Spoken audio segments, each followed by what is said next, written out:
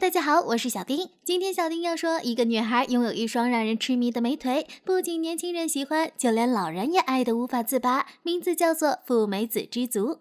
富美子是个有魔力的女孩子，因为她有一双非常完美的腿。不仅妈妈的男朋友会在桌子下找机会吃她豆腐，就连在公交车上都能遇到猥琐大叔。上了班以后，同公司的同事也对她的腿有迷之兴趣，为此获得了不少男生的喜爱。可富美子却并不为此开心，毕竟所有人都只对她的腿感兴趣，她的存在价值不过是有一双美腿罢了。这一天，她与妈妈在马路对面相遇，妈妈慌慌张张地跑到对面去找富美子，但是面包车司机却因被富美子的腿迷住而撞倒了妈妈，导致她瘫痪在床，半身不遂，余生都只能在床上度过。富美子的妈妈从此对女儿心生怨恨，要求女儿照顾她的饮食起居，并且还要求富美子打工赚钱。富美子也发自内心的觉得是自己亏欠了妈妈，于是任劳任怨的干活，还用赚来的钱做了整形手术，因为她不希望大家的目光全放在她的腿上。这一天，富美子应召到了一位老人家中，老人也不出所料的被富美子的腿深深迷住了。他对富美子说道：“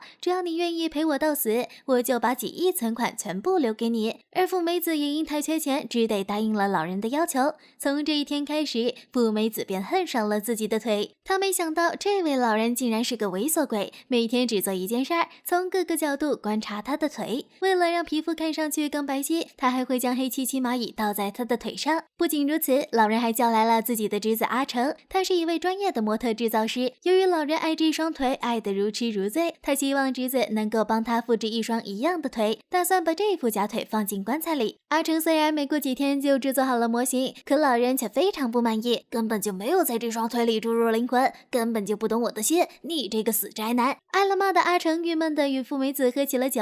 在交谈的过程中，富美子发现阿成是唯一不对腿感兴趣的男人，于是对他暗生情愫，还做了很多大胆的动作。在接下来的一段时间里，阿成又设计了几副假腿，可惜他还是没有得到老人的肯定，并且老人还给他出了个馊主意：你去舔舔富美子的腿，说不定就能感知到这双腿的灵魂。但是阿成做宅男做了太多年，他还是不知道这双腿到底美在哪里。还没有完，感觉人格受到侮辱的富美子回到家里，竟然发现妈妈包养了小白脸，可惜妈妈身上没钱，于是就让小白脸去折磨自己的女儿。那晚，富美子又被人折磨了一晚上的腿，她忍无可忍地找到了阿成，将他狠狠地推倒在地，并且毫不留情地羞耻了他一番。但富美子万万没想到，阿成竟然也被她的腿吸引了，成为了名副其实的舔狗，还做出了举世无双的富有灵魂的美腿模型。而老人在此时也已经病入膏肓，他每天都离不开这惟妙惟肖的美腿模型，天天抱着他入睡。不过此时老人的女儿也已找上门来，目的很显然，争夺老人的财产。富美子没反应过来，就发现母亲已经把自己当成了商品，还有不少男人甘愿花钱当舔狗。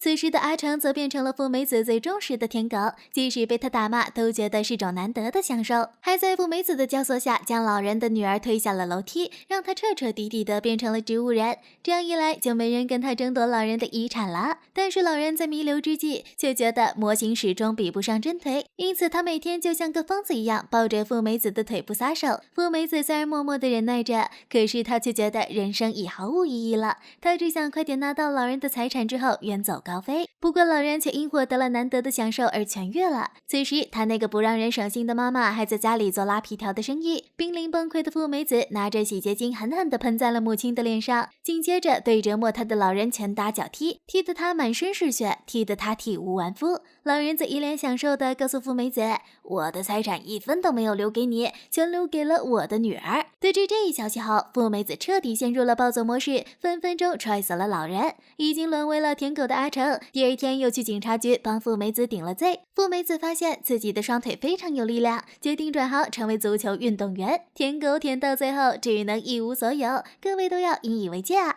所谓的美腿，所谓的恋足，都是无力承担生活的无趣、无助和无知，无法改变生活的无意义感，更没有能力生存生活。老人的侄子如此，女主也是，凭借美腿之名过着难以启齿的生活。所以片尾说她要踢球了，正是一种全新认识自己的开端。美腿不是一个诱惑的工具，它是可以用来做更有意义的事情的。任何的时候，人都不能失去了尊严，不然只会遭到践踏。不是人性有多恶，实在是世间有太多的贱人。我是小丁，喜欢的就关注转发，我们下期不见不散。